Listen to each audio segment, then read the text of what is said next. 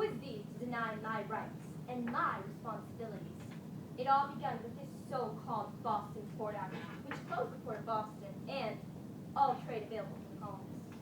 For those who relied on the port for income, this law was a path to financial ruin. It wasn't fair, for many of us colonists had nothing to do with the Boston Tea Party incident. We, the colonists, all perceived it was a way for King George III to express his fury for the flamboyant Boston Tea Party incident.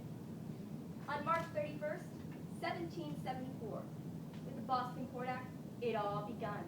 Our lives were tremendously altered, and we had no indication on what was unraveling. We tried to push the notion that perhaps King George III was trying to foster fear throughout us. Instead, we deceived ourselves into thinking his intentions were pure. After the first act, King George III ratified the Administration of Justice Act, the Massachusetts Government Act, the Quartering Act, and the Quebec Act. King George III titled these acts the Coercive Acts, but we, the colonists, knew these acts were more than just enforcing discipline. The Quebec Act was never considered quite intolerable. It was always known to just be one of the coercive acts. The Intolerable Acts are known to be depicted for. These acts served as a way to punish us, a way to deprive us of the rights and responsibilities that we were entitled to. We, the colonists, didn't know what to do in order to show our anger and our frustration. We had run out of possibilities. We'd run out of chances. We didn't know what to do. So, in the Articles of Association by the Continental Congress, we were introduced into the idea of boycotting. We decided to boycott British goods. Many of the colonists strongly disagreed because they believed that they should follow the king's orders. But many of us still agreed. The colonies themselves were separated by these so-called Intolerable Acts.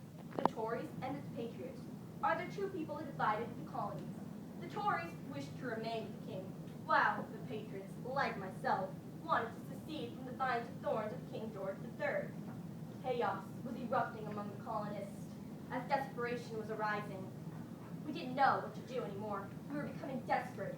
In the Administration of Justice Act, it was a law aimed to protect British officials. It broke the division of equality, developing inequality throughout the colonists and British officials. Desperation was generating as self-government was yanked from our hands. We didn't know what to do. The laws were becoming too monstrous, too unbearable. Then came the Quartering Act, which forced us to house British officials against our own will. And we had no freedom of speech, for if we said something, we'd find ourselves in a position of life or death. The laws had reached their boundaries. They were too unbearable. We, the colonists, had reached our limits.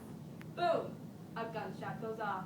The shot heard around the world. It all began in Lexington. It was all the start of the American Revolutionary War.